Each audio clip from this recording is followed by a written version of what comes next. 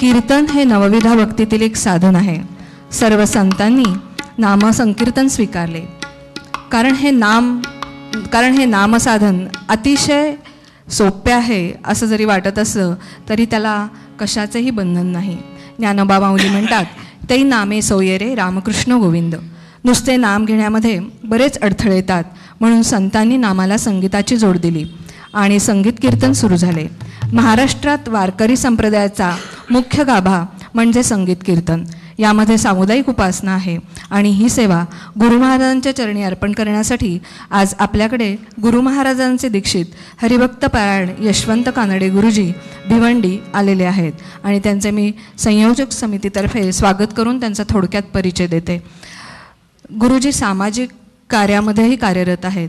सामाजिक जनसेवा संघ मुंबई यांचे ते कार्याध्यक्ष आहेत. शिशुविहार शिक्षण सेवा भिवंडी याचे अध्यक्ष आहेत. दांडेकर शैक्षणिक ट्रस्ट यांचे विश्वस्त म्हणूनही ते कार्यरत आहेत. परमपूज्य गुळवणी महाराजांचे अनुग्रहित असून सिद्धयोग साधना नामसाधना मध्ये लोकनाथ तीर्थ स्वामी महाराज, टेंभे स्वामी महाराज, गुळवणी महाराज, दत्त महाराज यांच्या चरित्रावर त्यांनी अनेक कीर्तने केलेली आहेत. याचबरोबर इतरही सर्व संत महात्मे, सामाजिक संत विवेकानंद, योगी अरविंद, रमण महर्षी, शिवाजी महाराज, संभाजी महाराज, गुरु गोविंद सिंह, वासुदेव बळवंत फडके, चाफेकर बंधू, सावरकर, टिळक, आंबेडकर यांवरही त्यांनी प्रवचन आणि कीर्तनाद्वारे ते सामाजिक प्रबोधन करत आहेत. तसेच रामायण, महाभारत, भगवद्गीता यांवरही ते कथा आपले सादर करतात. कथा, कथन, लेखन आणि गीते हेही ते उत्तम प्रमाणे सादर करतात. त्यांनी आपल्या कीर्तन सेवेला आरंभ करावा अशी मी त्यांना विनंती करते.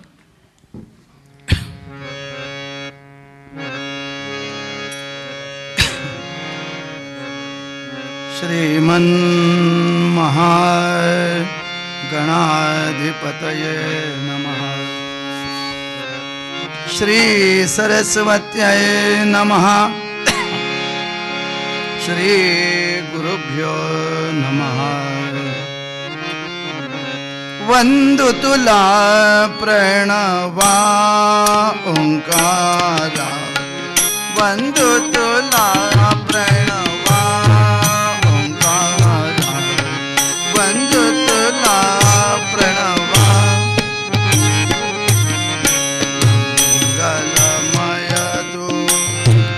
संवारा मंगलमय तू अगसंवारा. वंदु तुला प्रणवा. वंदु तुला प्रणवा. वंदु तुला प्रणवा. वक्रतुंड महाकाय सूर्यकोटि समप्रभ निर्विघ्नं कुरु मे देव. सर्वकार्येषु सर्वदा. मालाकमण्डलुरधर पद्मयुग्मे मध्यस्थ पाणियुगले डमरुत्रिशूले. यस्यस्त ऊर्ध्वकरयोः शुभशङ्खचक्रे. वन्दे तमत्रिवरदं भुजषट्कयुक्तं. गुरुर्ब्रह्मा गुरुर्विष्णुः गुरुर्देवो महेश्वरः. गुरुस्साक्षात् परब्रह्म तस्मै श्रीगुरवे नमः. ॐ नमः शान्ताय दिव्याय सत्यधर्मस्वरूपिणे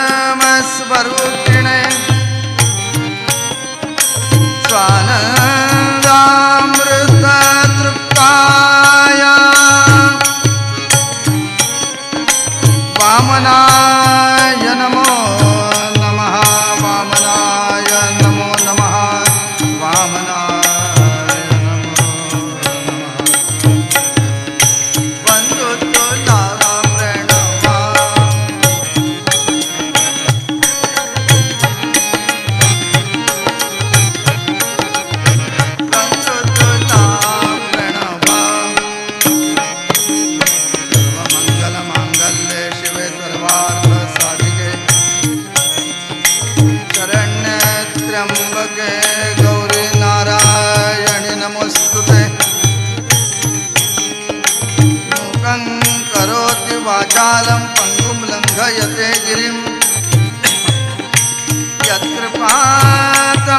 वन्दे परमानन्दमाधवं रत्नाकराधौतपदामिमालयकिरीटिनीं ब्रह्मराजर्षिरत्नाढ्यां वन्दे भारतमातरम् सर्वेऽपि सुखिनः सन्तु सर्वे सन्तु निरामयाः सर्वे भद्राणि पश्यन्तु मा कश्चित् दुःखमाप्नुयात् मा कश्चित् दुःखमाप्नुयात् मा कश्चित् दुःखमाप्नुयात्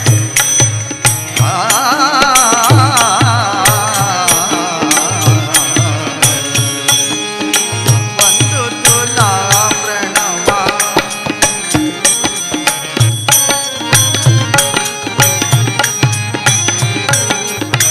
वन्दु तुला प्रणवा कोटि कोटि ब्रह्मांड गोला है कोटि कोटि कोटि कोटि ब्रह्मांड गोला है कंदुक झेलुनि करे से विहारा कंदुक झेलुनि करे से विहारा वंदु तुला प्रणवा ओंकारा वंदु तुला प्रणवा ओंकारा वंदु तुला अनंत रूपे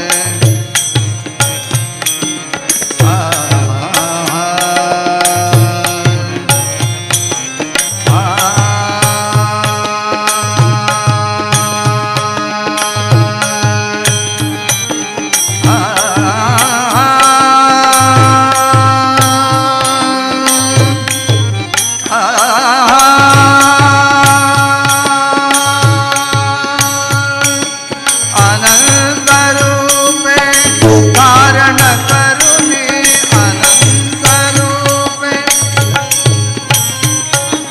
अनंत रूपे धारण करुणी सुजन मनोरथ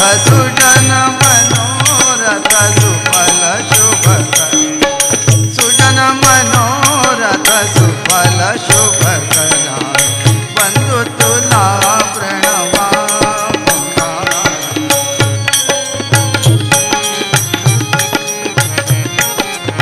वंदु तुला प्रणवा हृदय मंदिरे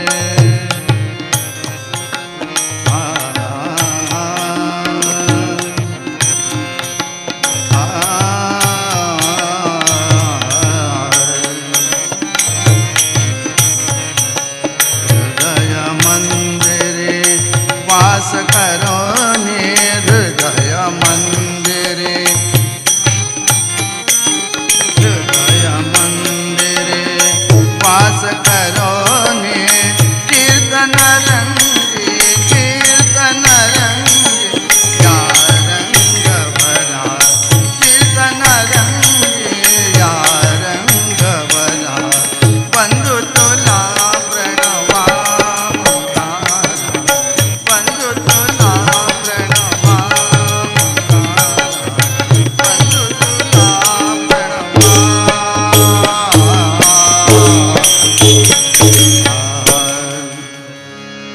ये रे कृष्णा तिरचा वसणाऱ्या हो ये रे कृष्णा तिरचा हो ये रे कृष्णा तिरचा वसणाऱ्या ये रे औदुंबरी बसणाऱ्या ये रे औदुंबरी बसणाऱ्या ये रे कृष्णा तिरचा वसणाऱ्या हो ये रे कृष्णा तिरचा हो ये रे कृष्णा तिरचा वसणाऱ्या काशा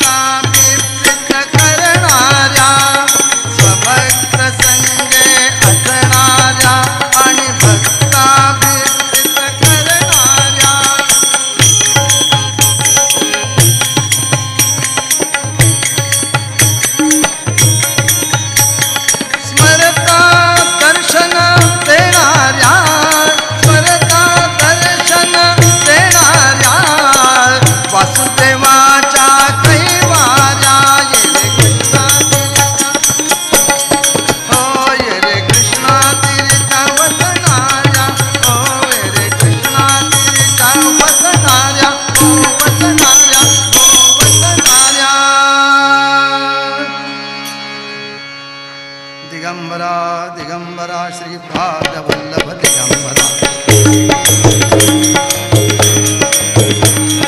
दिगंबरा दिगंबरा श्रीपादवल्लभ दिगंबरा दिगंबरा दिगंबरा श्रीपादवल्लभ दिगंबरा दिगंबरा दिगंबरा श्रीपादवल्लभ दिगंबरा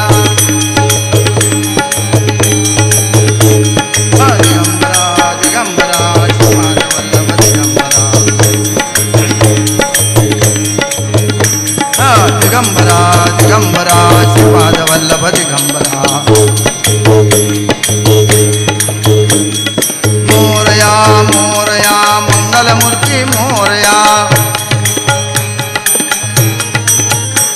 मोरया मोरया मंगलमूर्ति मोरया मोरया मोरया मंगलमूर्ति मोरया मोरया मोरया मंगलमूर्ति मोरया मोरया मोरया मंगलमूर्ति मोरया मोरया मोरया मंगलमूर्ति मोरया दिगंबरा दिगंबरा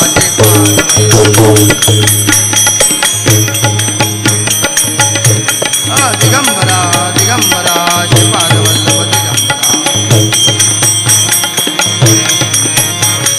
दिगंबरा दिगंबरा श्रीपादवल्लभ दिगंबरा बोला पुंडलीक वरदा श्री ज्ञानदेव पंढरीनाथ भगवान की जय मंगलमूर्ति मोरया हृदयोस्तु अम्बा माता की जय भारत माता की जय परमहंस परिव्राजकाचार्य श्री वासुदेवानंद सरस्वती स्वामी महाराज की जय परमहंस परिव्राजकाचार्य श्री लोकनाथ तीर्थ स्वामी महाराज परम पूजनीय श्रीमंत सद्गुरु योगीराज श्री गुणवणी महाराज की परम पूजनीय श्रीमंत सद्गुरु ब्रह्मर्षि श्री दत्त महाराज की जय परम पूजनीय श्रीमंत सद्गुरु श्री नारायण काका महाराज की जय श्री सद्गुरु स्वामी महाराज की जय अवधूत चिंतन श्री गुरुदेव दत्त गुरुदेव दत्त गुरुदेव दत्त।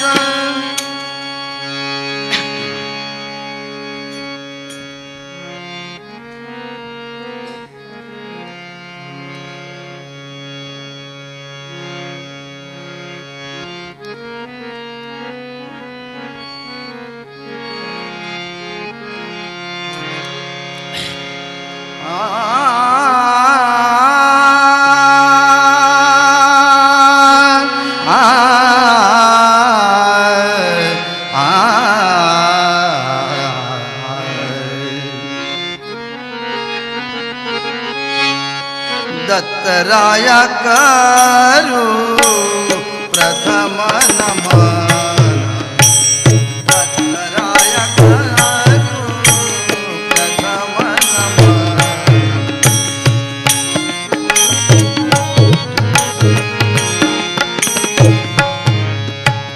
दत्तराया करू प्रथम नमन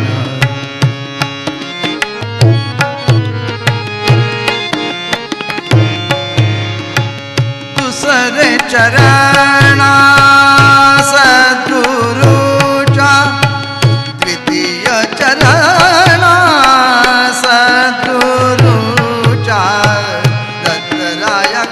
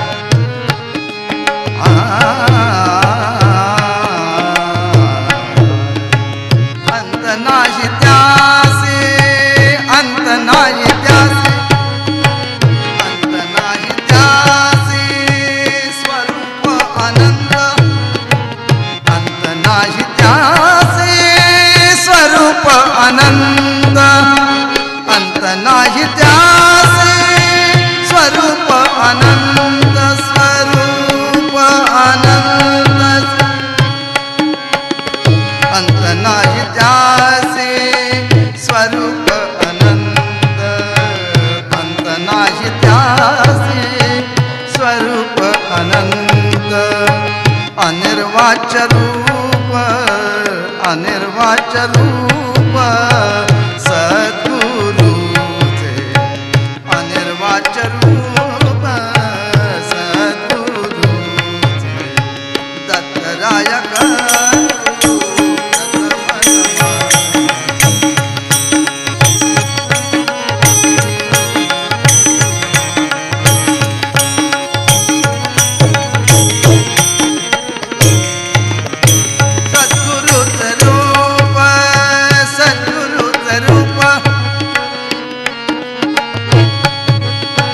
सद्गुरुचं रूप जे स्वयं प्रकाश सद्गुरुचं रूप जे स्वयं प्रकाश जे स्वयं प्रकाश जे स्वयं प्रकाश जे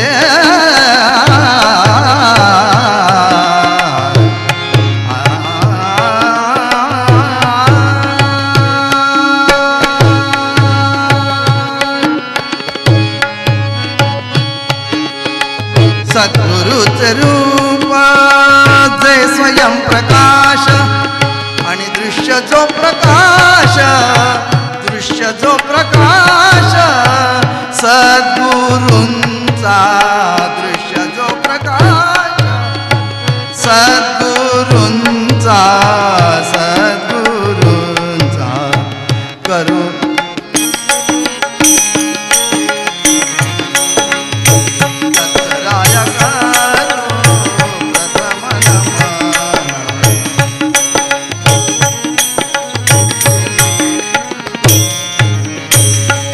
जनार्दन एका जनार्दन एका जनार्दन एका जनार्दन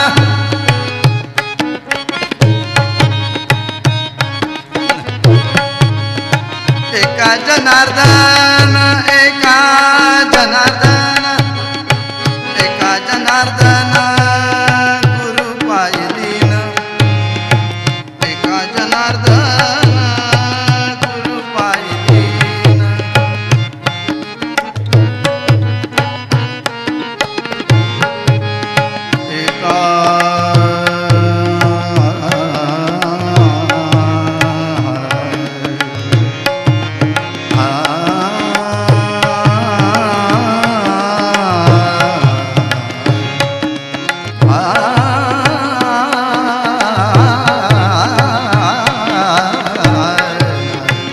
एका जनार्दन गुरु पायलीन एका जनार्दन गुरु पायलीन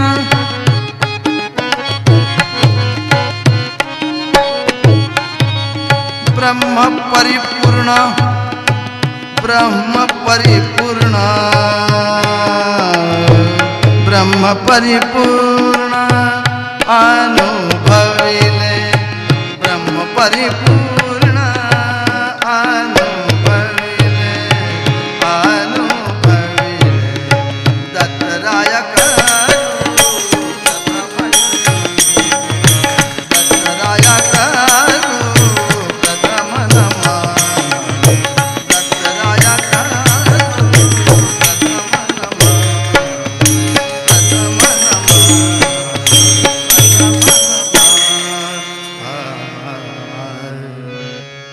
जय गंगे भागीरथी. बस एवढं लक्षात येणार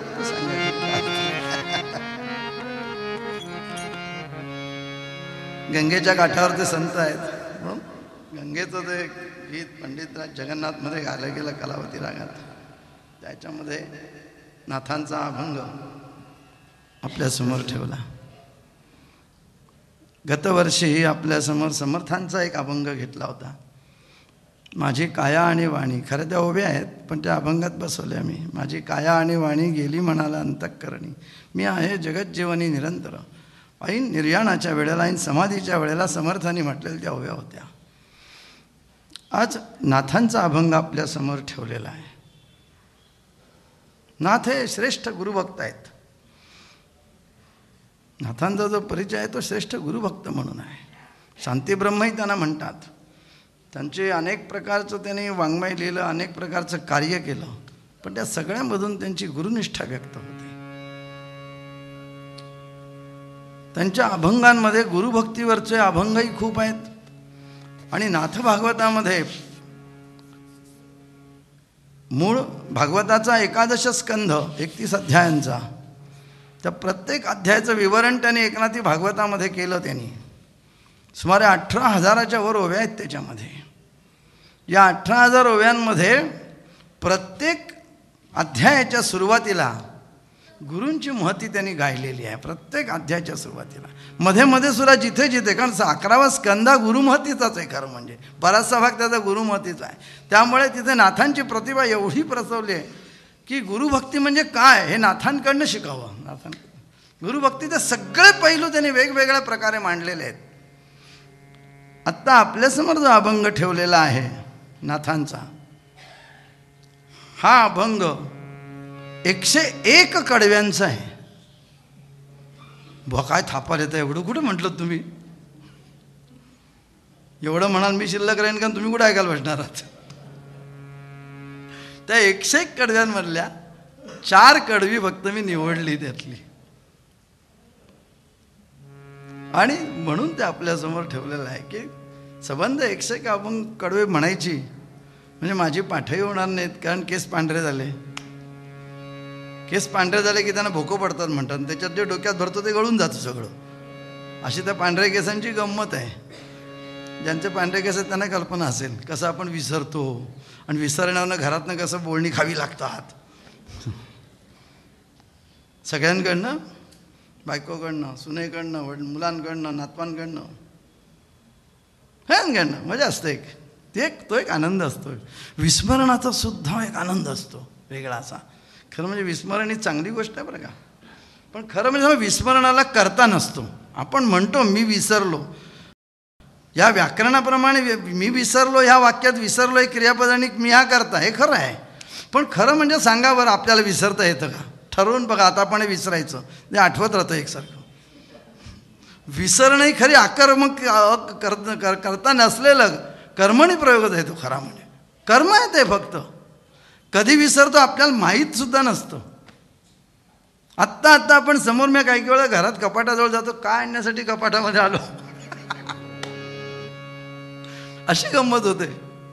तर विस्मरण ही मोठी छान गोष्ट आहे. म्हणजे चांगल्या गोष्टी विसरल्या तर चांगलं नाही ते, पण बऱ्याचशा वाईट गोष्टी जर आपण विसरलो ना तर खूप चांगलं आहे जीवनामध्ये. पण अडचण अशी आहे की आपण वाईट गोष्टीच विसरत नाही, बाकी सगळं विसरून जातो. चांगलं केलेलं कधीच आठवत नाही आपल्याला, आणि वाईट सगळं आठवत बसतं जे नको आठवायला ते.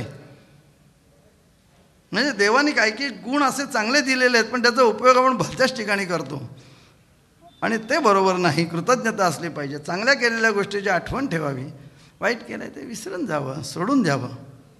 सध्या तिळगुळाचा हा कालखंड आहे. आणि तिळगुळाच्या वेळेला म्हणायचं असतं की तिळगुळ घ्या आणि गोड बोला. गोड बोलायचा अर्थ गोड वागा असा अर्थ अभिप्रेत आहे त्याच्यामध्ये. असं म्हणत असताना मी नेहमी विचार करतो की या सणाचा खरा अर्थ काय असेल बरं. मी म्हणतो की आपलं मैत्रीचं लायसन जे असतं ना ते रिन्यू करण्याचा तो दिवस आहे खरं म्हणजे. वर्षाला रिन्यू करावं लागतं ना. वर्षभरात काही नाही काहीतरी भांडणं होतात. एकदा मी एकाला सांगितलं, बाबा तू जातोयस त्याबद्दल तर माझा एवढा निरोप त्यांना एक सांगणं, वाटेतच घर आहे, 2 मिनटं 2 पायऱ्या चढायच्या आहेत, काही लिफ्टमधनं वर जायचं नाही का 4 मजले चढायचे नाही काही दाराशी आहेत, फक्त निरोप सांग की मी आज काही त्यांना भेटणार नाही आहे, मी नाही जाणार. म्हटलं का रे बाबा काय 2 पायऱ्या चढवत नाहीत की काय. नाही 10 वर्ष झाले आम्ही बोलत नाही. बापरे. दुसरा एकदा म्हणाला आमचं 5वीत भांडण झालं आहे, आता केस निवृत्त झाले तरी अजून भांडण संपलेलं नाही, 5वीतलं भांडण. तेव्हा त्याच्यासाठी तो खरं म्हणजे सण आहे. तिळगुळ घ्या गोड बोला. गोड सदा बोलावे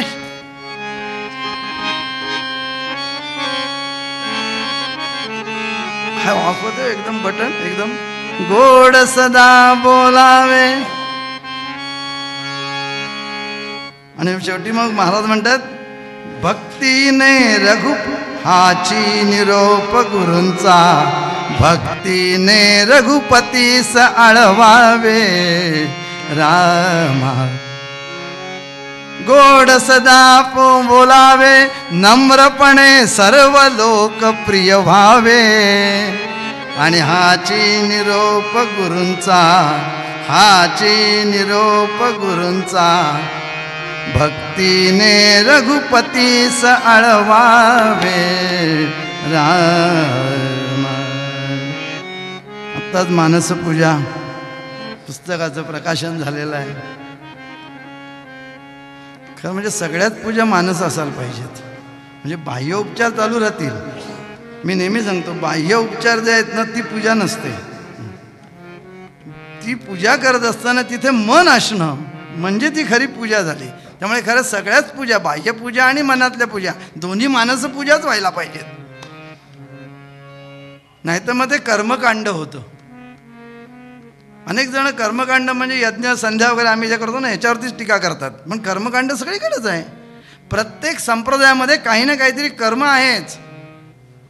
नवा ते भेटले मग त्यांना असं नुसतं उभा राहिलो कळेल का त्यांना. नाही नमस्कार साहेब, कर्म केलं ना हाताने मान झुकवली ना, कर्म आहे. प्रत्येक गोष्ट जीवनात मनातला जो भाव प्रगट व्हायचा तो कुठल्या तरी कर्मातून होणार. मग तो हरिपाठ म्हणा नाही तर संध्या म्हणा. शेवटी प्रश्न कर्मकांड कधी होतं ते त्या कर्मातला भाव निघून गेला की ते कर्मकांड होतं. माझी एक साधी व्याख्या, मी आयुष्यभर गणित शिकवलं आहे त्यामुळे मला गणितातच बोलता येतं थोडंसं.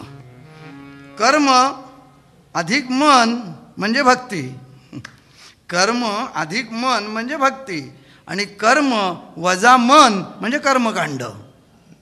प्रेतासारखं शव नुसतं. शारीरं केवलम कुर्वन्नाप्नोति किल्बिषम असं गीतेमध्ये वाक्य आहे. शरीराने जर केवळ कर्म केलं असेल त्या ठिकाणी मन नसेल आणि ते जर चुकीचं कर्म असेल तर पाप लागत नाही. तीच गोष्ट पुण्याला पण लागू आहे की शरीराने नुसतं कर्म केलं पण मनाने पुण्य केलं नाही तर त्याचं पुण्य लागत नाही. म्हणून किती माळा ओढल्या तरी ज्या मण्याच्या वेळेला भगवंताची आठवण झाली तेवढेच मणी भगवंताकडे जातात, बाकीचे मणी माळेतच असतात. गोड सदा बोलावे असा हा संक्रांतीचा कालखंड आहे. आणि अशा याच्यामध्ये आपल्यासमोर हा अभंग ठेवलेला आहे की दत्तराया करू प्रथम नमन, दुसरे चरण सद्गुरूच्या. अंत नाही त्यासी, अंत नाही त्यासी अनंत स्वरूप. असे सगळे फोटोतल्या व्यक्ती आहेत. अंत नाही त्यासी स्वरूप अनंत, अनिर्वाच्य रूप सद्गुरूचे. सद्गुरूचे रूप जे स्वयंप्रकाश आणि दृश्य जो प्रकाश तो सद्गुरूंचा. एका जनार्दनी गुरुपायी लीन, परिपूर्ण ब्रह्म परिपूर्ण अनुभविले. अवधूत चिंतन श्री गुरुदेव दत्त.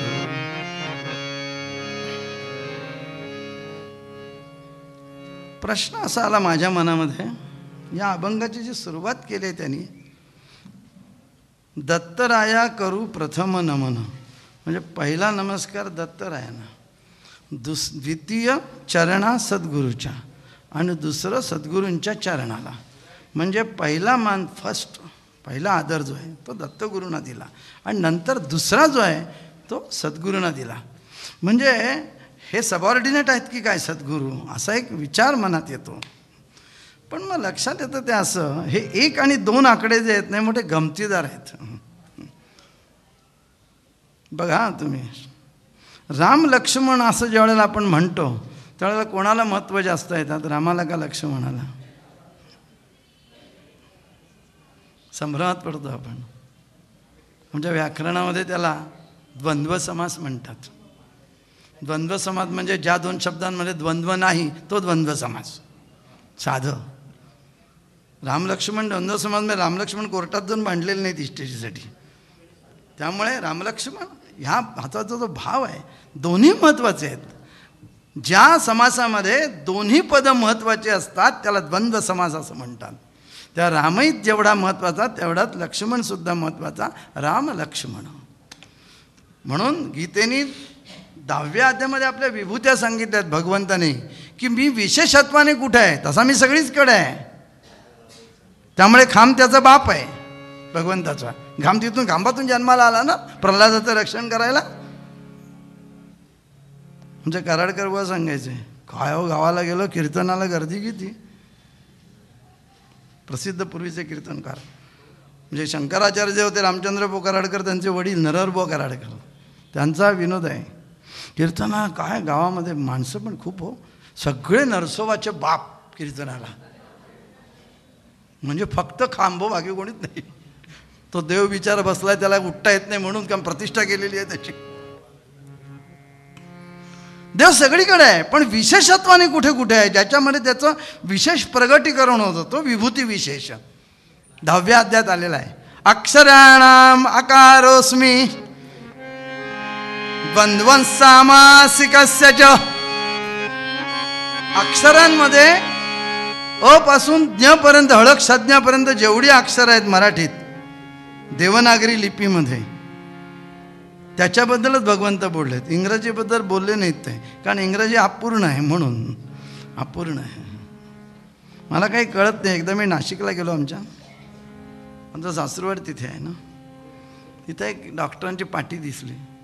मी सहज पाहिलं, त्यांनी वरती लिहिलेलं तो इंग्लिशमध्ये. मी वाचलं डॉक्टर दास, छान नाव आहे दास, मला आवडलं ते. खाली मराठीत लिहिलेलं डॉक्टर दास. आता आला का प्रश्न, डास आणि दास स्पेलिंग वेगळं करता येत नाही इंग्लिशमध्ये. कसं काय, अशा अर्धवट भाषा. एकेका अक्षरासाठी 2-2, 3-3 अक्षर. SH श. मग ठ आणि ढचं काय करायचं असा प्रश्न पडतो. सगळे सारखे.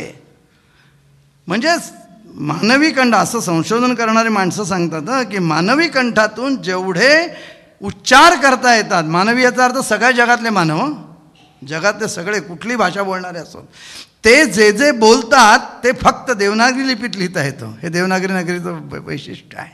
बाकी कुठल्याही लिपीत लिहिता येत नाही, पूर्ण लिपी नाही कुठली. जे बोललं जातं ते लिहिलं जातं. तसंच बोलायचं एक, लिहायचं एक. मला समजत नाही डी म्हणता येतं की नाही, डी अक्षर काढताना. मग डीचा द का करता, आणि डला आणि डला हे दोन एकच अक्षर कसं ठेवता, 2 वेगळी ठेवायला काय झालं. मग डी म्हणता येतो, मग डी आणि द का वेगळं करायला झालं, एकत्र काय करायला झालं, एकच अक्षर घ्यायला ठेवलं दला. असं इंग्लिश एक सध्या इंग्लिशचं सगळीकडे मखरात सगळीकडे बसवलेलं आहे म्हणून सांगितलं.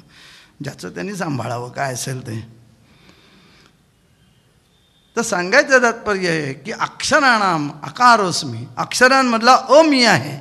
याचं कारण असं आहे, सगळी व्यंजनं अर्धवट आहेत. क ख ग आपण जे उच्चारतो ना, हे क नाही आहे पूर्ण, क अर्धवट आहे. तो क ख ग असं आहेत ते सगळे. त्याच्यामध्ये अ मिसळला की मग तो म्हणतो को ख, आणि मग तो ढ माझ्यासारखा. अक्षराणाम, प्रत्येक शब्दाला व्यंजनाला अ जोडला गेला की तो शब्द जिवंत होतो. तसा भगवंत हा सगळ्यांना जिवंत करणारा आहे. तो प्राणासारखा अक्षराणाम अकारोस्मी. द्वंद्व सामासिक असतेच. जे वेगवेगळे समास आहेत व्याकरणातले, भगवान कृष्ण कॉलेजला जात होते मला वाटतं, त्यांना सगळे समास माहिती आहेत.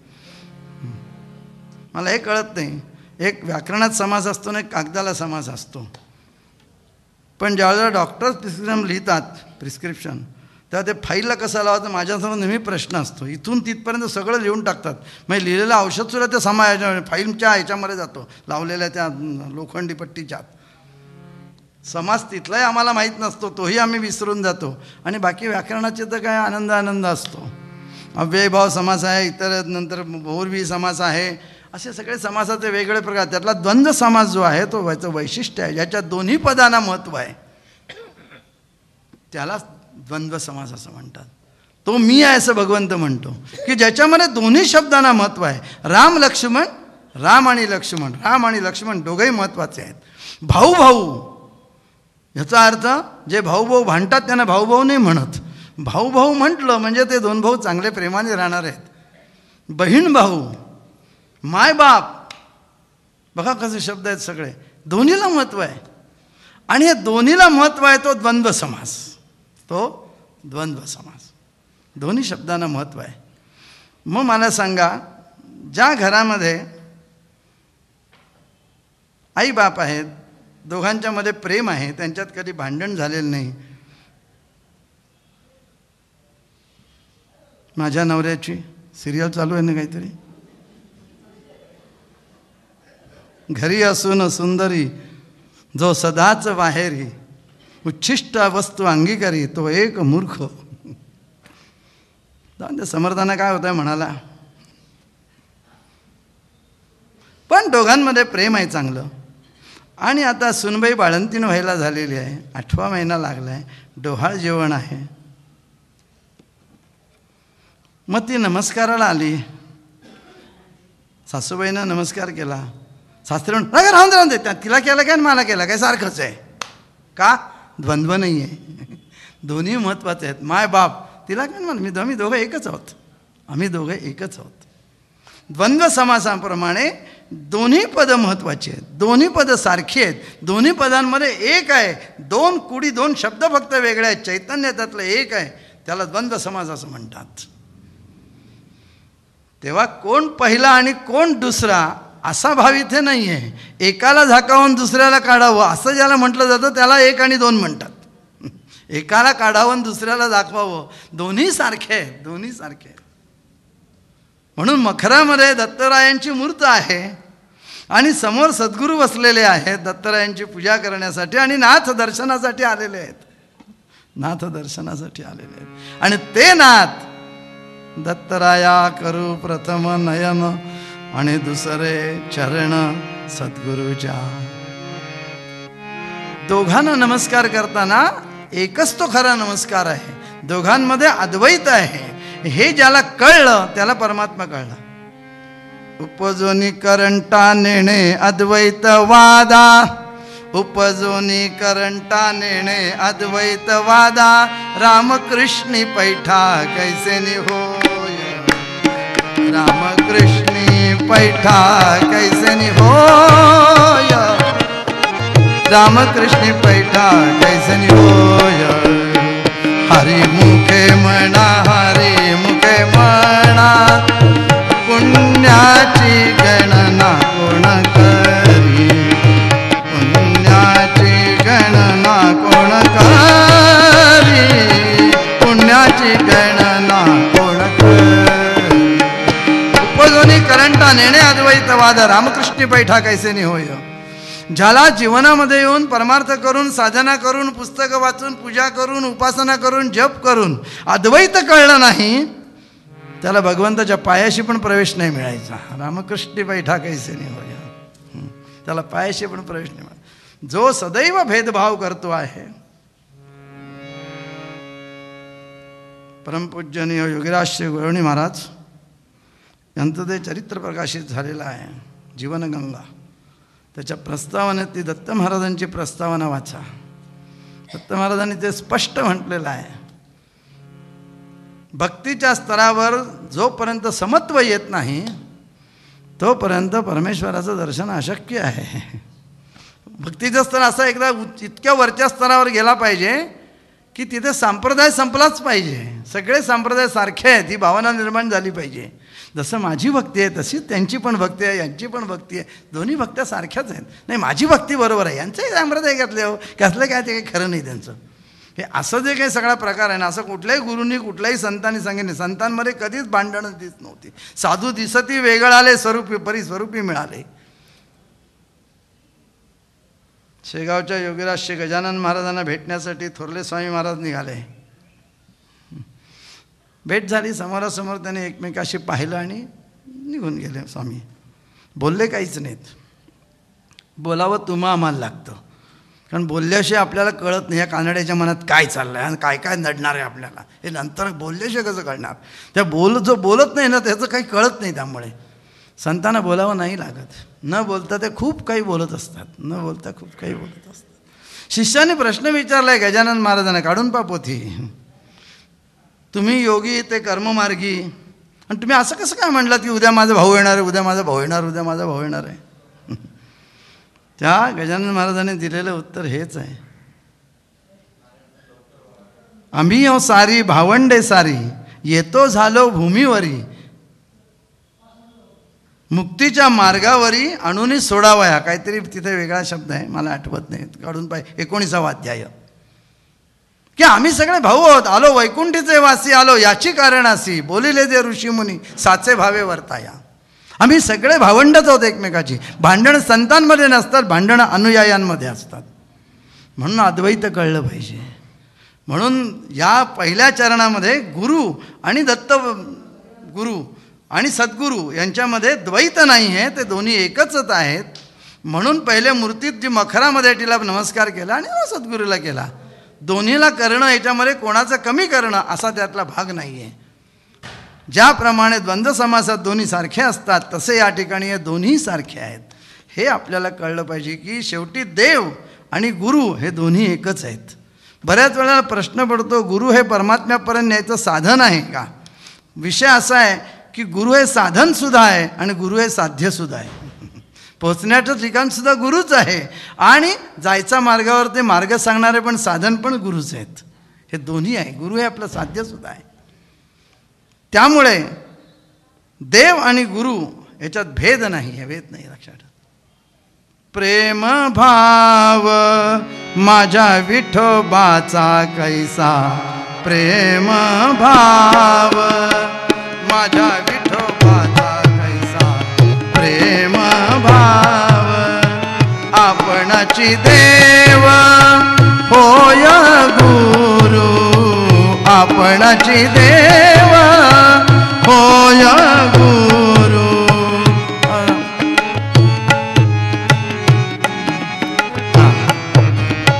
माझ्या विठोबाचा कैसा प्रेम भाव, माझ्या विठोबाचा कैसा प्रेम भाव, माझ्या विठोबाचा कैसा प्रेम भाव. देव आणि गुरु हे दोन वेगळे नाही, ते दोन्ही एकच आहेत. देवच गुरु असतो, त्यामुळे गुरु हे साध्य आहे आणि गुरु हे साधन आहे. पाहुणे याच्यात म्हणजे मग श्रीखंड करायचं असतं. बहुतेक आपण चक्क्यांचं कॉन्ट्रॅक्ट दुसऱ्यानं दिलेलंच आहे बाहेर, पण जेव्हा कधी घरी करतो तेव्हा त्या दुधाचं दही बनवायला लागतं. आता दुधाचं दही बनवायला साधन काय वापरतात की ज्याच्यामुळे दही तयार होतं, ते दहीच असतं. ताकद लावावं लागतं ना, विरजण.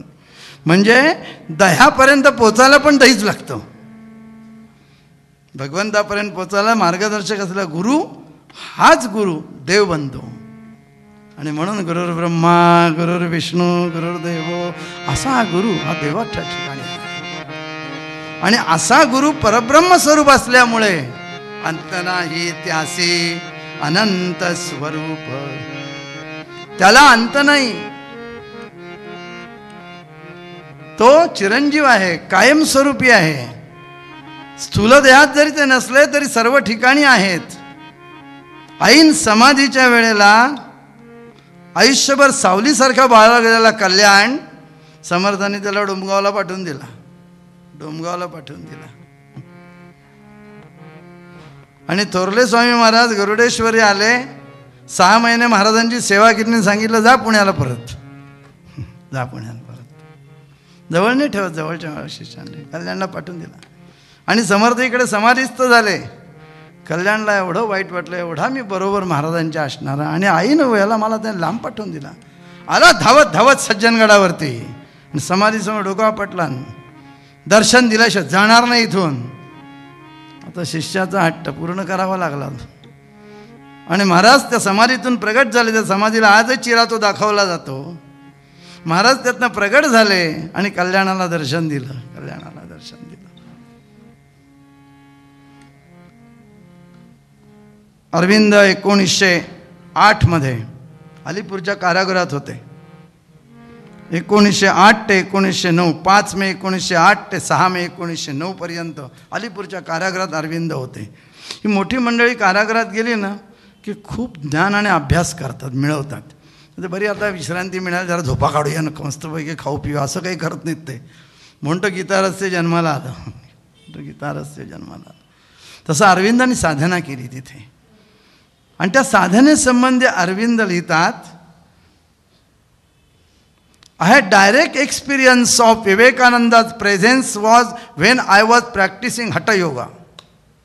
I felt he standing behind me and watching over me. That exerted a great influence in my life afterward. Arvind साधना करत होते 1908 आणि 1909 या कालखंडात. विवेकानंद समाधीस्थ झाले 1902 मध्ये, 4 जुलै 1902. आज विवेकानंदांचा जन्मदिवस आहे, पौषवद्य सप्तमी. 1902 मध्ये समाधीस्थ झालेले विवेकानंद अरविंदांना 1908 मध्ये दिसतात. अंत नाही त्यासी त्याचे स्वरूप अनंत. आणि अरविंदांना विवेकानंदांनी मार्गदर्शन केलेलं आहे, लक्षात ठेवा. त्यांनी मार्गदर्शन केलं. प्रभात फिल्म कंपनीमध्ये शासकीय अध्यापक असलेले महाराजांचे शिष्य पागे रोज कामावर जाताना वासुदेव निवासमध्ये वळायचं. जेवढा वेळ असेल तेवढा वेळ महाराजांचं दर्शन, गप्पा मारायच्या, थोडा वेळ बोलायचं. वेळ कमी असला की कमी, आणि लगेच कामावर जायचं. हा त्यांचा रोजचा रिवाज. असे अनेक जण होते, कामावर जाताना महाराजांचं दर्शन घ्यायचं आणि मग पुढे जायचं आपल्या कामावरती. प्राध्यापक चव्हाण असेच होते. एक दिवस पागे आले वासुदेव निवासच्या दाराशी, आणि एकदम त्यांना दाराशी उभे असलेले स्वामी दिसले. तीच लंगोटी, अंगावरती ती भगवी छाटी, हातामध्ये तो दंड कमंडलू. त्यांना पाहिलं, अरे बापरे स्वामी दिसतात आपल्याला. धावले लगेच पाय धराला. ते वळाले आतमध्ये. पटकन त्या जिन्याने वळून, आता जिना कसा आहे, वळून गेट वर जातो. भराभर चालत स्वामी वर गेले. त्याच्या पाठोपाठ पागे धावतायत की आपल्याला त्यांचे चरण धूळ मिळावे, चरणाला हात लावून नमस्कार करायला मिळावं म्हणून. स्वामी पुढे वरती ज्या खोलीमध्ये जिथे साधना आपण करतो वरती, तिथे महाराज बसलेले. त्या महाराजांच्या खोलीपर्यंत स्वामी आत गेले. हे मागणं आले, स्वामी अदृश्य. स्वामी अदृश्य. आणि महाराजांच्या पायावर डोकं ठेवून पागे रडले. महाराजांनी की समजे ना, काय झालं काय पागे रडताय का, काही घरात घडलं आहे, काही झालं का, काही असं काही झालं आहे. नाही. अहो आत्ता मला इथे स्वामी दिसले खाली दाराशी, त्यांच्या पाठोपाठ मी धावत वर आलो, ते इथे येऊन अदृश्य झाले. मग बरोबरच आहे. निवासाचं नाव काय आपल्या? निवासाचं नाव काय? त्यांचाच निवास आहे हा. हे मंदिर नाही, हा निवास आहे, त्यांचं घर आहे. ते इथे राहणारच. तुम्हाला दिसले. आणि मग महाराजांनी एक प्रश्न विचारलाय पाग्याला, तुम्ही पूर्वी कधी स्वामींना पाहिले होते का? आज तुम्ही कसं ओळखलं तुम्ही स्वामी तिथे उभे आहेत? पटकन फोटोत पाहिलेले आहेत, ठीक आहेत, पण प्रत्यक्ष कसं काय पटकन ओळखलं? नाही म्हणे, मी लहान असताना वाडीला ज्यावेळेस स्वामी आले होते तेव्हा ते तिथून जात असताना दुतर्फा सगळीजणं जरी उभे होते त्यांना नमस्कार करण्यासाठी, त्यात मी लहान असताना उभा होतो. वा भाग्यवान आहात तुम्ही म्हणे, भाग्यवान आहात तुम्ही. तिथे स्वामींचं लहानपणी घेतलेलं दर्शन, आज त्यांना स्वामींचं दर्शन घडलं. अंत नाही त्यासी ते स्वरूप आनंद. स्वरूप अनंत आहे त्यांचं, स्वरूप अनंत आहे त्यांचं. आणि म्हणून आजसुद्धा आपण लक्षात ठेवलं पाहिजे की आपण महाराजांची पुण्यतिथी साजरी करतो आहोत. महाराज आहेत हे लक्षात ठेवा, आहेत हे लक्षात ठेवायचं. शेवटचं एक उदाहरण देतो आणि थांबतो. काही जीवनामध्ये अडचणी येतात, आपण महाराजांना विचारत असतो. सगळेजण अडचणी आल्या की विचारणारच, त्यात काही हे पडता जडभारी दासे आठवावा हरी, तुकारामांनी म्हटलेलंच आहे. अशीच अडचण आली मला एकदा, आणि इथे कार्यक्रम सुरू व्हायचा होता. इथे दत्त महाराज बसलेले, इथे रघुनाथराव कुलकर्णी उभे. आता मला वाटायला लागलं सगळे लोक येऊन बसले, इथे कार्यक्रम सुरू होणार, हीच जागा. पण मला महाराजांना विचारून पटकन भिवंडीला जायचं आहे, माझी अडचण आहे आणि त्या अडचणीला मला उत्तर हवं आहे. म्हटलं रघुनाथराव काय लगेच सोडायचे नाही, म्हणजे कार्यक्रम संपल्यावर आता नको येऊ असं एकदम म्हणणार. शिस्तबद्ध रघुनाथराव, हे शिस्त महाराजांच्या विश्रांतीसाठी वगैरे त्यांची ती खरी असायची. मनात प्रेम महाराजांसंबंधी असायचं. काय झालं त्या दिवशी कोणाच ठेव, रघुनाथरावानं म्हटलं महाराजांना थोडा प्रश्न विचारायचा आहे मला, आणि मला लगेच जायचं आहे भिवंडीला, खूप अडचणीत आहे मी. अरे जा लगेच विचार, त्यामुळे अजून कार्यक्रम सुरू व्हायला वेळ आहे, पटकन विचार. हा मी बघितच राहिलो, रघुनाथरावांनी लगेच मला सोडलं. मग महाराजांशी बोललो अशी अशी अडचण आहे. महाराज म्हणाले तुम्ही घोरात कष्टात ते पाठ करा, हे करा आणि डॉक्टरांना दाखवा भावाच्या बाबतीत, आणि असं सगळं त्यांनी उपाय वगैरे सांगितले. ही प्रस्तावना आहे, खरं उदाहरण पुढे आहे. मला साधनेमध्ये काही अडचणी निर्माण झाल्या, त्या सांगणार नाही, मी गुरूंशीच बोललो आहे. फक्त काही अडथळे निर्माण झाले जे व्हायला नकोत माणसाच्या जीवनामध्ये. काय जीवनामध्ये नीतिमत्तेशी माझा थोडा संबंध आला त्याचा. आपण सगळे नीतिमान असतो, पण आतमध्ये काही गोष्टी घडू शकतात. माणसाच्या मनाचा अंदाज नाही लागणार कधी. मनात सुद्धा येतं कामा नये वाईट गोष्टी. इतकं स्वच्छ राहिलं पाहिजे, ते कठीण असतं. आपण सारी विकारांना वश झालेली माणसं आहोत, विकारांनी आपल्याला ताब्यात घेतलेले आहेत. अर्जुनाचा प्रश्न आहे, अथकेन प्रयुक्तोयम पापंचारते पुरुषा, आमच्या मनात नसताना मी पाप कसं करतो. कृष्णाने उत्तर दिलं आहे, कामयेश क्रोधयेश रजोगुण समुद्भवा, हे विकार आपल्याकडनं पाप करून घेतात आपली इच्छा नसताना. आणि काय त्या दिवशी वरती जिथे दत्त महाराजांचा फोटो ठेवलेला आहे, तिथे दत्त महाराज अगदी एकटे बसलेले होते, कोण नव्हतं जवळ. तिथे वरती महाराज एकटे. आम्हाला वाटलं केवढं बरं वाटलं, चला आता एकदम प्रश्न विचारता येईल आपल्याला, नीट बोलता येईल. महाराजांनी त्याला नमस्कार केला. महाराज मला काय विचारायचं आहे. महाराजांनी बसा म्हटलं नाही, महाराजांनी काय विचारायचं आहे ते मला विचारलं नाही. महाराज काय म्हणाले ते लक्षात ठेवा.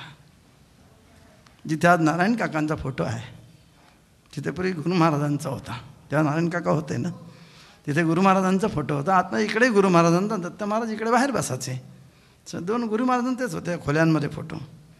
आतल्या खोलीत गुरु महाराजांच्या फोटोकडे बोट दाखवून दत्त महाराज बोललेत मला, अरे जा, महाराज बसलेत त्यांना सगळं सांग.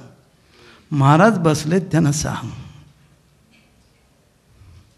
अंत नाही त्यासी स्वरूप अनंत. अनंत स्वरूप आहे त्यांचं, ते आहेत ते लक्षात ठेवा.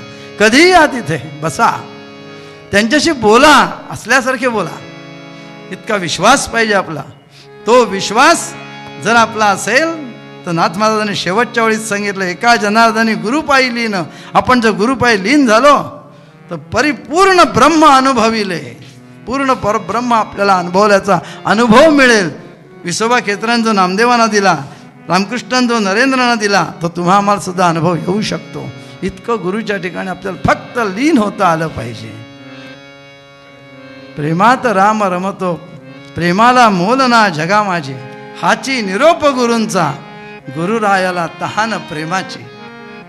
ही प्रेमाची तहान त्याची जर आम्ही मिटवली आणि संपूर्ण प्रेमाने त्यांच्यासमोर लीन झालो तर गुरु महाराज आपल्याला सर्वस्व येतील, लक्षात ठेवा. आणि म्हणून ते अद्वैत लक्षात घेऊन नाथ महाराज गुरुना वंदन या अभंगात करतायत.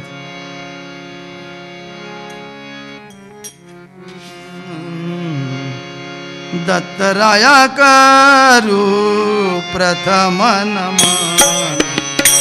दत्तराया करू प्रथम नमन.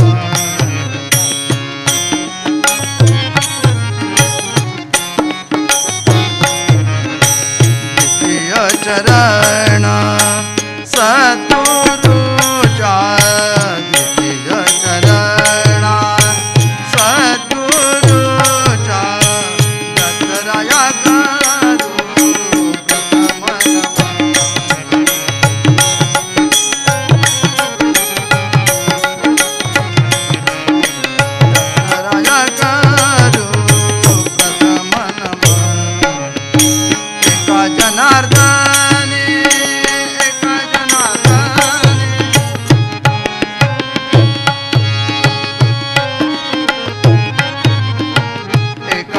जनार्दन गुरु पायलीन एका जनार्दन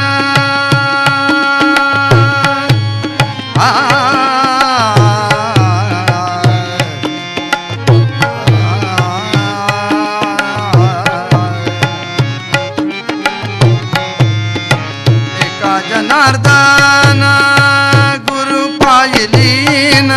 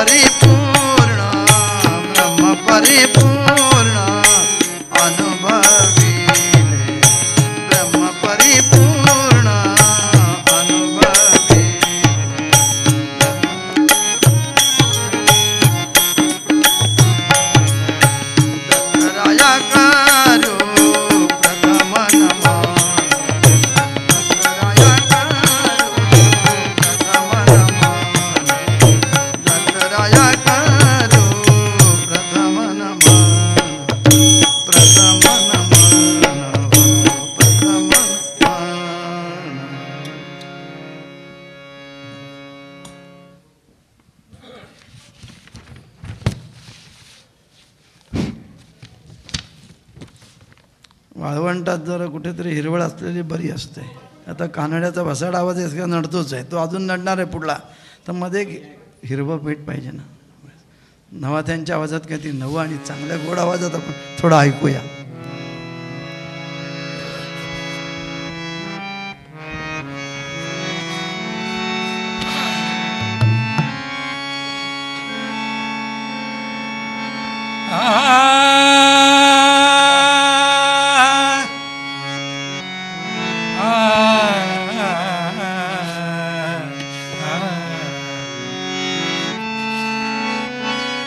मुखात राहो सदैव मुचा,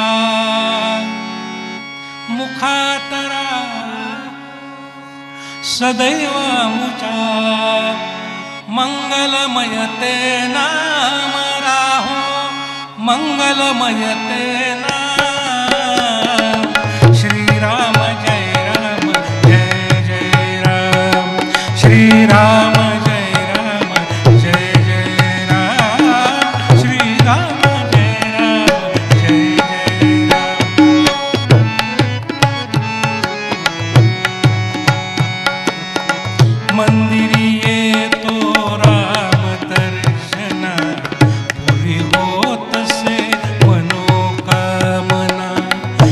शांतीचे एकच आहे, गोंदवल ते राम आहे, गोंदवल ते राम.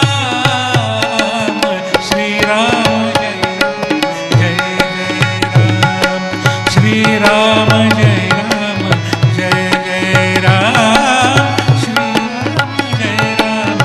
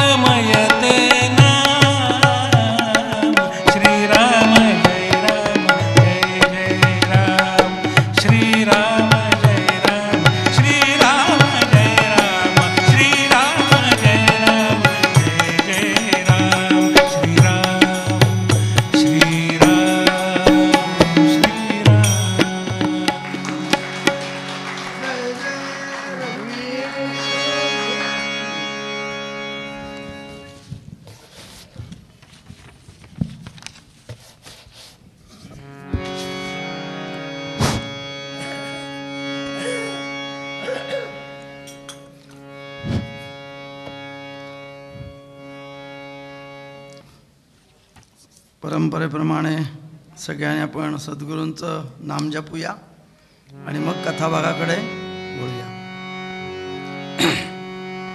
जय जय सद्गुरु वामन राया, जय जय सद्गुरु वामन राया.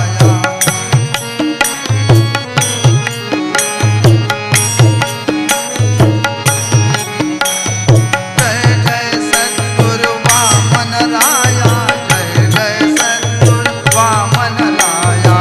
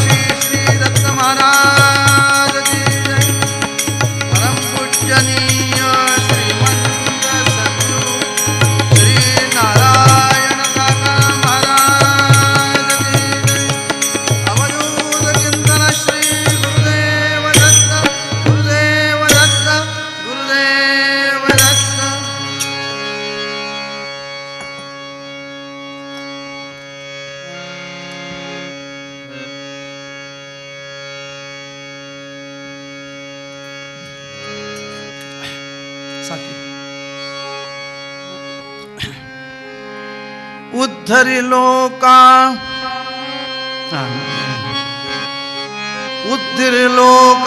शक्तिपाते, उद्धरिलो का शक्तिपाते, जागवी कुंडलिनी.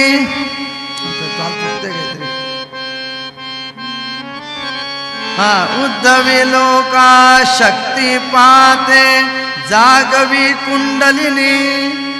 दिव्य कथाती वामन गुरूंची वर्णितो कीर्तनी.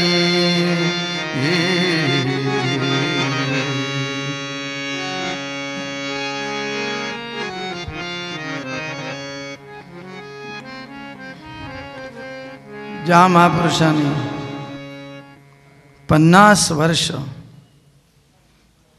अनेकांना शक्तिपाताची दीक्षा देऊन त्यांची कुंडलिनीचं जागरण करून परमार्थाच्या योग्य अशा मार्गावरती लावले, असे हे महाराष्ट्रातले पहिले शक्तिपात दीक्षेचे गुरु परमपूजनीय योगीराज श्री गुळवणी महाराज. होशंगाबादला परमहंस परिव्राजक आचार्य श्री लोकनाथ तीर्थ स्वामींनी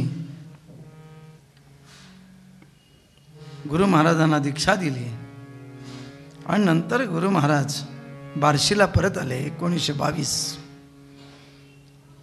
आणि मग त्यानंतर बार्शीमध्ये प्रल्हाद शास्त्रींच्या घरी त्यांचा नेहमीचा जाण्या येण्याचा संबंध. सुद्धा प्रल्हाद शास्त्री होशंगाबादला बरोबर होते. स्वामींकडे त्यांनी दीक्षा घेतलेली आणि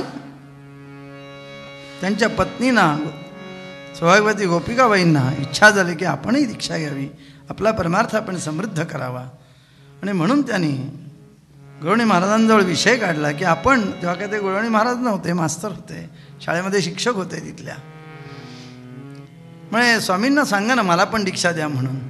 त्याप्रमाणे महाराजांनी स्वामींना पत्र लिहिलं की अशा अशा मग प्रल्हाद शास्त्रींना आपण दीक्षा दिली, त्यांच्या पत्नी आहेत गोपिकाबाई, त्यांनाही दीक्षा हवी आहे, तर आपण त्यांना केव्हा दीक्षा देतात त्याप्रमाणे कळवावं. स्वामींनी पत्र वाचलं तिकडे आणि पत्र वाचल्यावर त्यांनी लगेच त्याचं उत्तर लिहिलं, अरे मुझे दीक्षा देने को क्यों कह रहा है, होशंगाबाद में मैंने जो दीक्षा दिया है आपको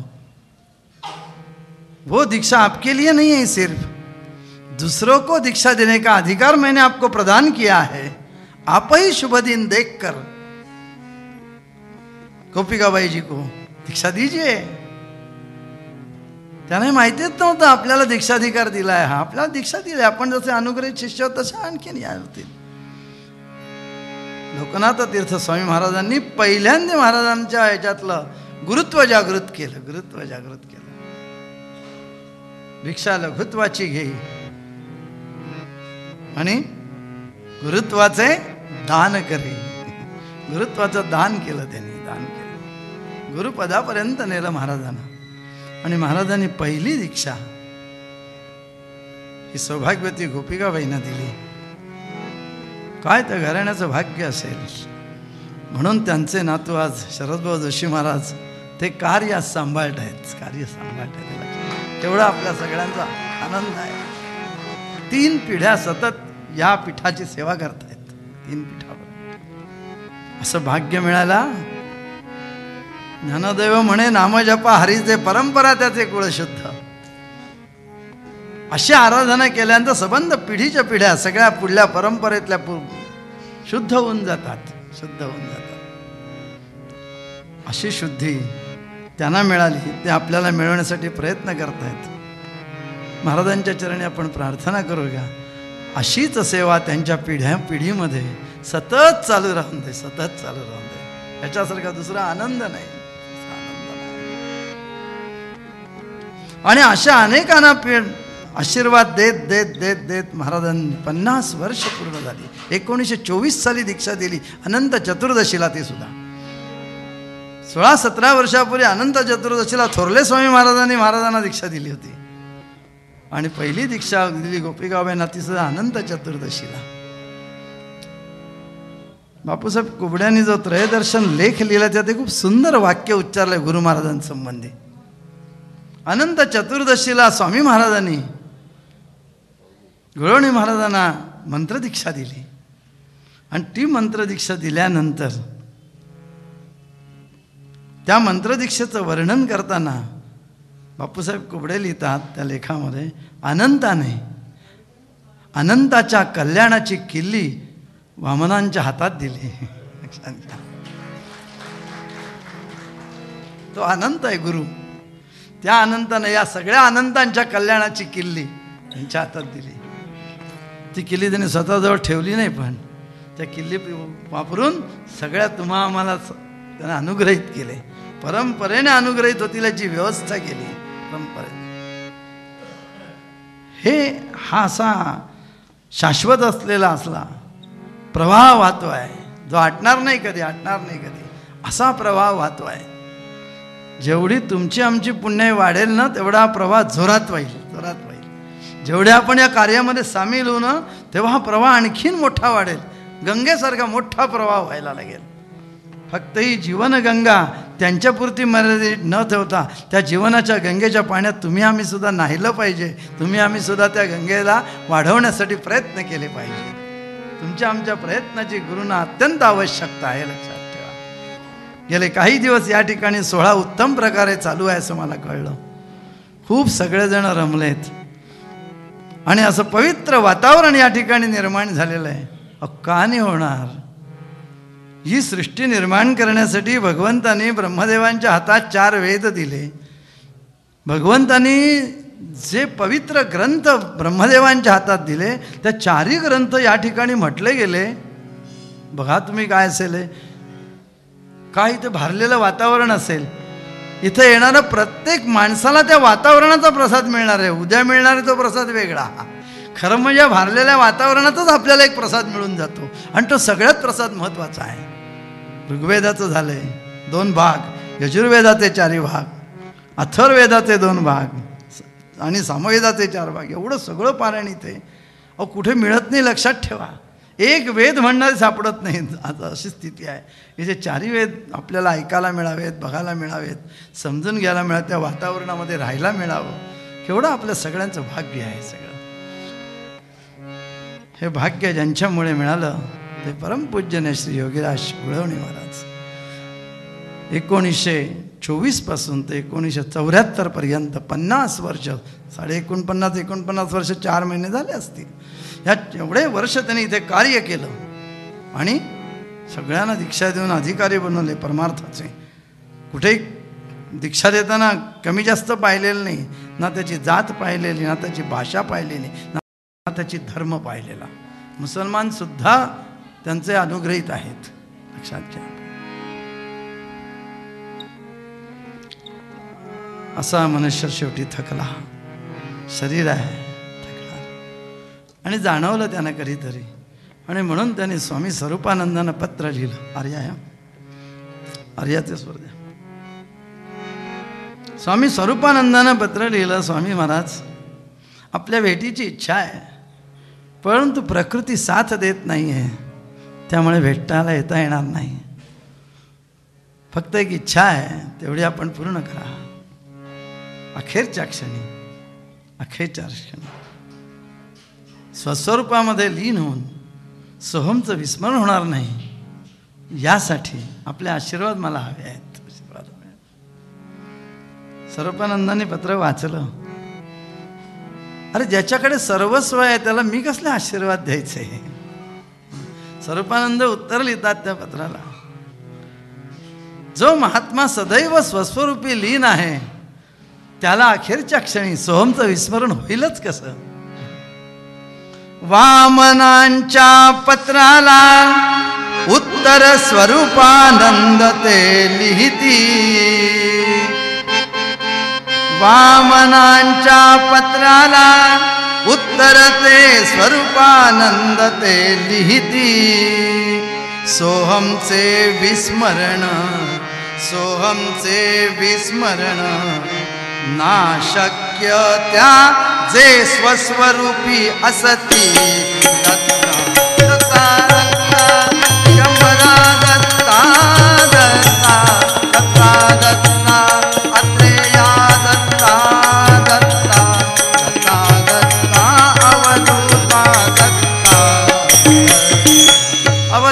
चिंतन श्री गुरुदेव दत्त. साधारणतः 1973च्या सुरुवातीच्या काळामध्ये हे पत्र त्यांनी लिहिलं, त्याचं उत्तर आलं. समाधान पावले. समाधान लक्षात घ्या. अंतकालेच माम एव स्मरणमुक्त्वा कलेवरम य प्रयाती समद्भावम याती नास्त्यत्र संशय. जो अंतकाली फक्त भगवंताचं स्मरण करतो, फक्त बाकीचं कसलंही स्मरण करत नाही. माझ्या मुलांचं काय होईल, माझ्या बायकोचं काय होईल, माझ्या यांचं काय होईल, माझं त्याचं काय होईल, माझं याचं काय होईल, त्याचं काय होईल, असा ज्याच्या मनात विचार येत नाही. फक्त भगवंत तोच पाहिजे मला. आमच्या घराण्यावर कृपा असू दे, आमचं सगळं टिकू दे, काही मनात नाही येतं कामा, काही मनात नाही येतं. अंतकालेच माम एव, माझं स्मरण करीत, भगवंताचं स्मरण करीत जो देह सोडतो, या प्रयाती समद्भावम याती नास्त्यत्र संशय. याच्या बाबतीत संशय बाळगाचं कारण नाही. तो भगवंताप्रतच जाणार. विश्वास लय एक वेगळ्या आनंदामध्ये महाराज राहिले, वेगळ्या आनंदामध्येच राहिले. आणि श्रावण महिन्यामध्ये श्रावणी झाल्यावर महाराजांना जायचं होतं तुळजापूरच्या दर्शनाला. आई भवानी कुलदेवता त्या दर्शनाला जायचं. श्रावणी झाली आणि महाराजांच्या अंगात थंडी भरली, ताप आला प्रचंड. भगवानराव पटवर्धन गाडी घेऊन आलेले, नाही जाणं शक्य नाही, रद्द केलं. तिकडे कळवलं, सगळे लोक जमणार होते सगळेजण, महाराज येणार म्हणून सगळ्यांना कळवलं. पण इकडे भेटायला येऊ नका, दर्शनात त्रास होईल महाराजांना म्हणून काय तिथेच सगळ्यांनी जपानुष्ठानं केली महाराजांच्या तब्येतीत सुधारणा पडण्यासाठी. तेव्हापासून महाराजांची तब्येत ही खालावायला लागली.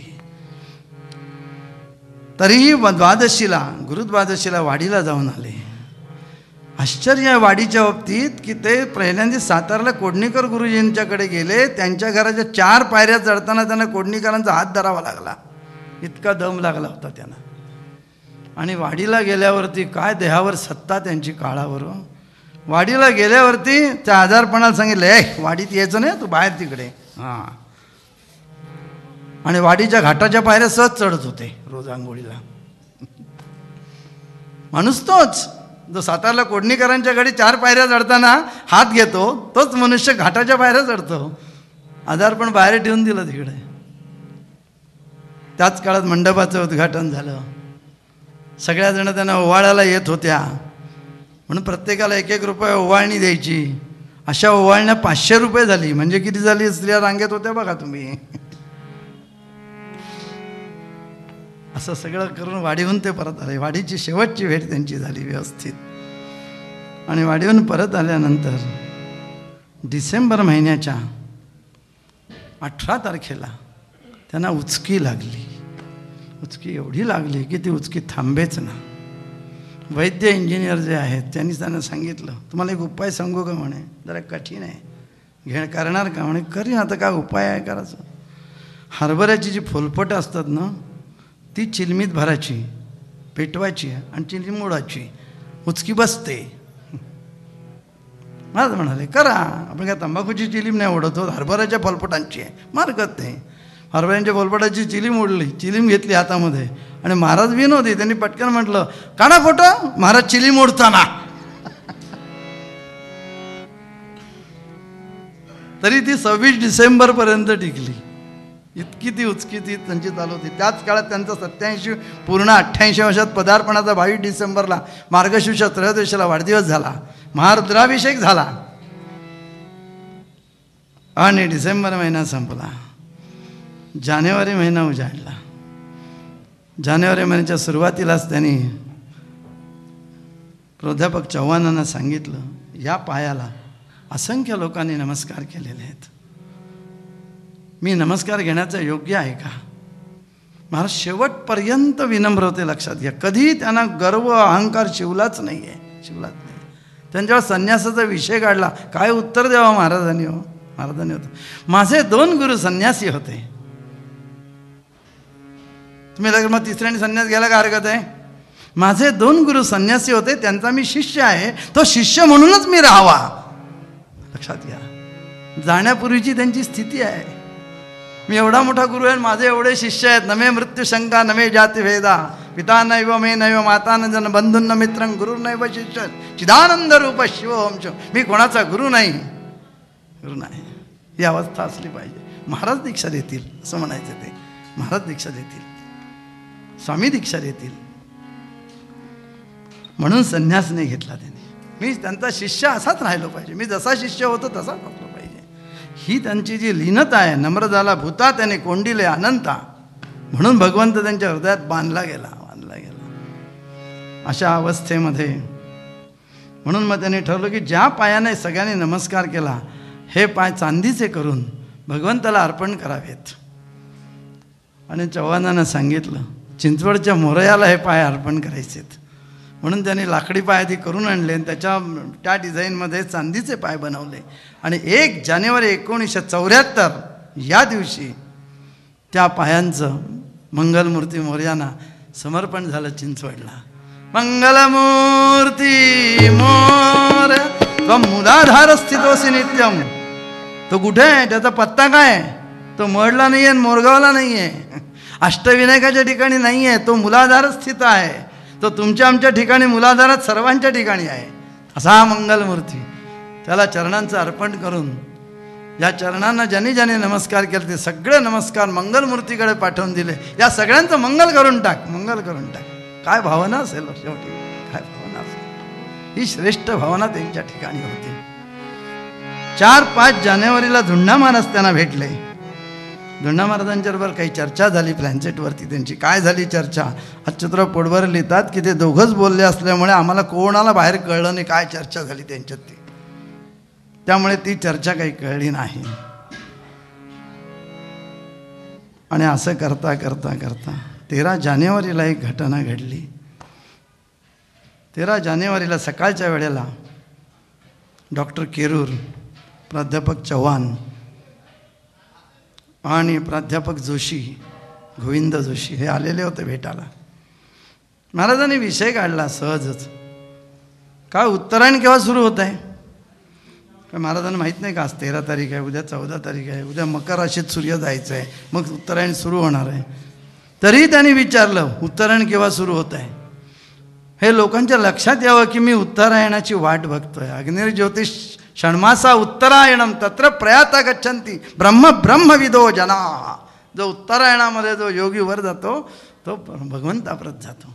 उत्तरायणाची महाराज वाट बघतायत म्हणून त्यांनी विचारलं उत्तरायण केव्हा सुरू होत आहे. आणि गोविंद जोशी हे पण ज्योतिषी होते म्हणून त्यांच्याशी ते बोलले. जोशी सांगा आम्ही कधी निरोप घेणार. तसं नाही आम्ही सांगता नाही येणार. सांगता नाही येणार का सांगायचं नाही आहे तुम्हाला.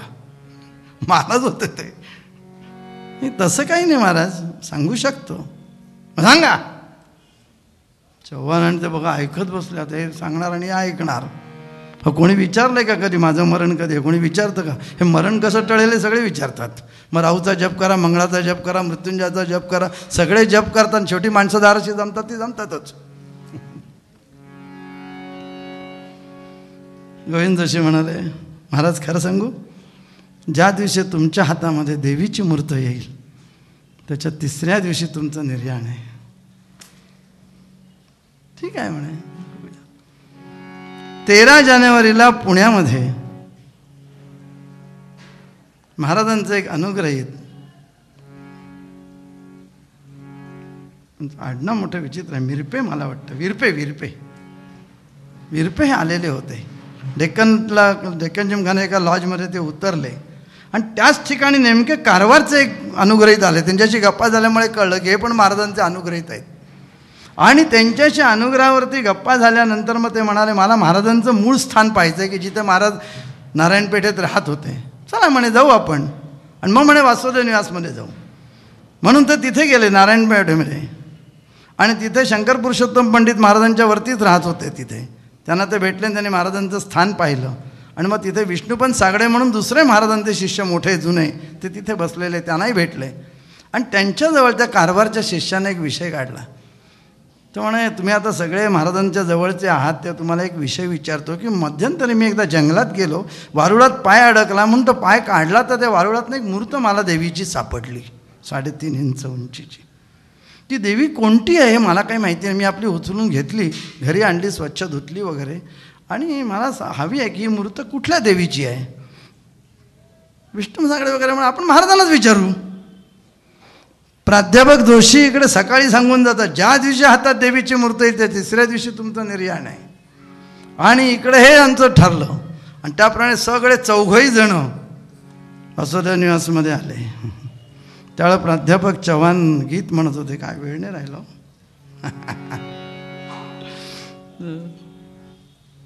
मन लागो मेरो यार फकीरी में, मन लागो मेरो यार फकीरी में.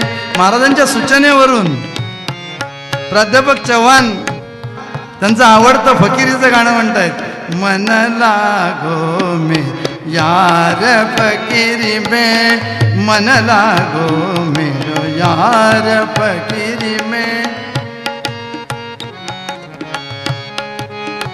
एवढं जास्त नको, जास्त फकीरी करायला वेळ नाही आता. आणि हे गीत चालू आहे. त्यावेळेला 3 जण तिथे येऊन बसले, 4 जण. आणि थोड्या वेळाने गीत संपल्यानंतर ओळख झाली, गप्पा झाल्यानंतर मग विचारलं त्यांनी कारवारच्या आईने, महाराज म्हणे आपल्याला एक प्रश्न विचारायचा आहे.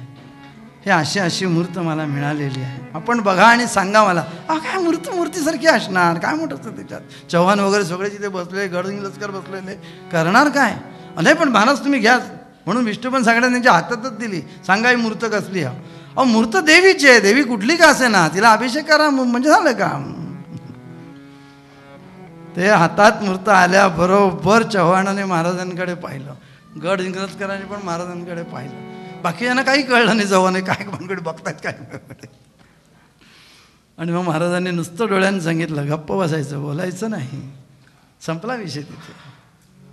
आणि त्याच दिवशी रात्री आपल्या पुतण्याला त्यांनी पाठवलं होतं तुळजाभवानीच्या दर्शनाकांटे रद्द झालं होतं त्यावेळेला श्रावण महिन्यामध्ये. तोही प्रसाद त्याच दिवशी रात्री देवीचा प्रसाद सुद्धा आला. हा निरोप होता 13 तारखेचा. आणि त्या दिवशी रात्री महाराजांना 3 उलट्या झाल्या. आणि बराबर डॉक्टर बेंद्र्यांना बोलावलं. डॉक्टर तळवलकर आले. रातोरात अनेक ठिकाणी दुकानं बंद होती. भगवानराव पटोलेंच्या वहिनीच्याच याच्यामध्ये इंजेक्शनं सापडली, ती इंजेक्शनं रात्री दिली. आणि संबंध डॉक्टरांनी सांगितलं की आता हॉस्पिटलमध्ये ॲडमिट करावं लागेल. गुरुजींनी सांगितलं होतं, गुरु महाराजांनी, हॉस्पिटलमध्ये न्यायचं नाही, रक्त मला कोणाचं द्यायचं नाही, जे माझं आहे ते माझं, देह शेवटपर्यंत शुद्ध राहायला पाहिजे, असाच्या असा, काय होईल ते जाईल. त्यामुळे सगळं हॉस्पिटलच्या व्यवस्था तिथे केल्या, कार्डिओग्रामची व्यवस्था वगैरे सगळी तिथे केली. आणि ती रात्र कशी तरी पार पडली 13 तारखेची. 14 तारखेला पुन्हा तपासलं. डॉक्टर बहुलकर आले, डॉक्टर सरदेसाई हार्ट स्पेशालिस्ट होते, त्यांनी तपासलं. धोका टळलेला आहे म्हणे, आता हरकत नाही, सगळं व्यवस्थित आहे, अजून आजचा दिवस विश्रांती औषध घ्यायला हवं. त्याप्रमाणे त्याही दिवशी दर 6-6 तासांनी डॉक्टर बदलायची व्यवस्था डॉक्टर बेंद्रेंनी केली. आणि कायम वासुदेव निवासाने महाराजांच्या सेवेमध्ये कुठला न कुठला तरी डॉक्टर त्या ठिकाणी होता, हॉस्पिटलसारखी सगळी रचना. आणि त्या दिवशी रात्री महाराजांनी संध्या खूप वेळ केली. केशवरावांना सांगितलं, केशवराव संध्येलाच गंगेचंच पाणी आणा. तरीही कोणाच्या लक्षात नाही आलेलं. गंगेच्या पाण्याने संध्या केली. रात्री 11 वाजता संध्या संपली. इतका वेळ सावकाश ते संध्या करत होते. अशा सूचना अनेकांना मिळाल्या. चरित्रामध्ये 32 सूचना दिलेल्या आहेत त्यांनी. 32 ठिकाणी निरनिराळ्या लोकांना अनुभव आलेत की महाराजांचं आता निर्याण होणार आहे. त्यातले मांडव्याचे देशपांडे म्हणून आहेच, त्या देशपांड्यांना मिळालेली सूचना सगळ्यात महत्त्वाची आहे. साधनेला बसले असताना त्यांना महाराज दिसले आणि महाराज म्हणाले, आता दर्शन तिकडे ईशान्येकडे दर्शन. आणि त्याने ईशान्येकडे पाहिलं. साधनेतच तिथे ज्योत दिसली. ती ज्योत मोठी झाली. त्या ज्योतीमध्ये महाराज जाताना दिसले आणि ज्योतीबरोबर महाराजही अदृश्य झाले. हे त्यांना 14 तारखेला पडलेलं स्वप्न आहे. 14 तारखेच्या साधनेमध्ये दिसलेलं आहे. आणि 15 तारखेला दुपारी बातमी आली. अशा अनेक 32 घटना त्यांनी दिलेल्या आहेत पुस्तकामध्ये. आणि 14 तारखेला रात्री व्यवस्थित तब्येत छान आहे. संध्या झाली. सगळ्यांना तिळगुळ वगैरे दिला त्यांनी, जे जमलेले होते त्यांना. आणि 15 तारीख उजाडली. सकाळचं सगळं अन्निक वगैरे उरकलं. रोजचं अन्निक रोज उरकायचे. रोज सगळ्यांना सांगायचे, ताप उतरला की मी आंघोळ करीन असं सांगायचे सगळ्यांना. आणि रोज 10 वाजता ताप 96.5वर जायचा. सगळं अन्निक व्हायचं आणि मग पुन्हा ताप यायचा. काय तापावर सत्ता यांची. 2 तास माझं अन्निक होईपर्यंत यायचं नाही इथे. असं रोज चालत होतं. सकाळचं अन्निक उरकलं आणि मग डॉक्टर आले, बहुलकर आले, सरदेसाई आले, तळवलकर आले, सगळ्यांनी तपासलं. काही नाही, आता ओके आहे, सगळं छान आहे म्हणे. मग सगळ्या नळ्या बिळ्या आज महिन्यात काढून टाकूया, आज तुम्हाला आंघोळी करायला हरकत नाही म्हणे. आणि त्याप्रमाणे दुपारी 12:45 डॉक्टर साने आले. त्यांनी सगळ्या नळ्या काढल्या, फ्रुक्टोडेक्सची काढली, सलाईनची काढली, अनेक इंजेक्शनांच्या डोसल्या सगळ्या काढल्या, मोकळं केलं. आता महाराज आंघोळ करा, आंघोळ करा मस्त वगैरे. सगळ्यांना हे वाटलं. त्याच वेळेला खाली सकाळी 9 वाजता गायकवाड पॉलिशवाले आले. काय म्हणते, महाराजांची तब्येत बरी आहे ना? छान आहे तब्येत, आज चांगलं आहे डॉक्टर, आज महाराज स्नान करणार आहेत, आंघोळ का? डॉक्टरांनी मगाशीच सांगितलं आहे सगळं. मला नाही वाटत. काय झालं? मला नाही वाटत म्हणजे? अहो मला स्वप्नात स्वामी दिसले, थोरले स्वामी महाराज. मी त्यांना नमस्कार केला, म्हटलं महाराजांच्या तब्येतीला आराम पडू द्या. जे स्वामी महाराज संतापले माझ्यावरती. काय सांगतायस तू? आम्ही त्यांची सगळेजण वाट बघतोय. आम्ही काय त्यांना बरं करा नका? आम्ही त्यांची सगळेजण वाट बघतोय, आज आम्ही त्यांना घेऊन जाणार. म्हणून ते आले सांगायला वासुदेव निवासमध्ये. दादा आत्रे तिथे होते. ते म्हणाले नाही हो, स्वप्न आहे ते, सोडून द्या. आज तब्येत चांगली आहे, डॉक्टरांनी मगाशीच सांगितलं आहे. सगळ्या नळ्या वेळेसला काढल्या हो मगाशी त्यांनी, आता ते आंघोळ करणार आहे थोड्या वेळाने. आणि त्याप्रमाणे 12:45 सगळं रिकामी केले. महाराजांनी अशा आळस बिळस दिला, जरा मोकळा झाल्यासारखं वाटलं त्यांना. अंगात 4 स्वेटर होते, एक स्वेटर काढला, यांच्या अंगावर टाकला एक, ह्यांच्या अंगावर टाकला एक, तुमच्या अंगाचं, बराबर 4 स्वेटर स्वतःच्या हाताने काढले. जानवं कानाला अडकवलं. आता आंघोळीकडे जायचं, आंघोळीकडे जायचं. निघाले आंघोळी करण्यासाठी. बाजूला कोणीतरी त्यांचा हात धरायला लागला. मला कोणी हात धरायचा नाही. आता या क्षणी माझ्याजवळ मला कोणी नको आहे, तरीही कोणाच्या लक्षात येत नाही. लक्षात काय हे असेल सत्पुरुषाचं. मला कोणी आता हात लावायचा नाही. आणि महाराज बाथरूममध्ये गेले आणि एक हृदयविकाराचा झटका जबरदस्त आला. सगळ्यांनी उठून महाराजांना अंथरुणावरती ठेवले. महाराजांना गंगाजल पाजलं. गंगाजल गेलं आणि दुपारी 1 वाजण्याच्या सुमारास पौष वद्य अष्टमी मंगळवार या दिवशी दुपारी महाराजांनी अखेरचा श्वास घेतला आणि या स्थूल देहाला सोडून दिलं. आणि वासुदेवासमध्ये चिरंतन वास्तव्यासाठी महाराज मोकळे झाले. अवधूत चिंतन श्री गुरुदेव दत्त. परम पूजनीय श्रीमंत सद्गुरु योगीराज श्री गुळवणी महाराज की जय.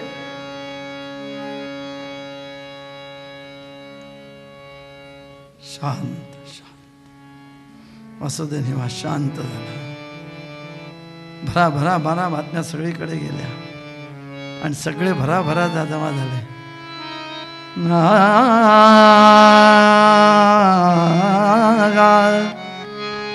कर्णो कर्णी कळता वार्ता सारे हळ हळले निघोनी महाराज गेले. निघोनी महाराज गेले. देह जरी अदृश्य जाहला, देह जरी अदृश्य जाहला, गुरुपदवीला सजवून गेला. दादा सबनीसांचं काव्य आहे. गुरुपदवीला सजवून गेला. चैतन्यरूपी चैतन्यरूपी इथे राहिला. चैतन्यरूपी इथे राहिला. अहिसे वच घुमले निघोनी महाराज गेले.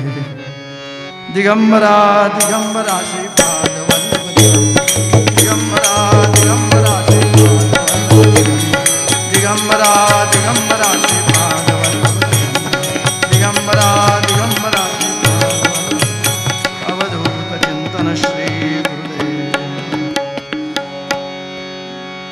ज्यांनी आम्हाला परमार्थाचा मार्ग मोकळा केला, त्या गुरुचरणाशी झालेली सेवा समर्पित करायची आणि त्यांनी दिलेल्या साधनेच्या मार्गावर चालून आपला उद्धार करून घ्यायचा.